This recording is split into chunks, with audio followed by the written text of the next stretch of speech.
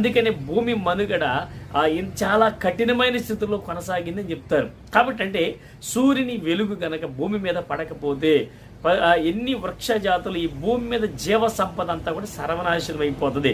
అందులో అభివృద్ధి ఉండదు, అది ఆశీర్వాదకరంగా ఉండదు, అవంతా కూడా నాశనం అయిపోతాయి. కాబట్టి ఈ ఎండ వెలుతురు అనేది ఈ భూమికి చాలా అవసరం. మానవ మనుగడకి ఈ భూమి కూడా చాలా అవసరం కదా.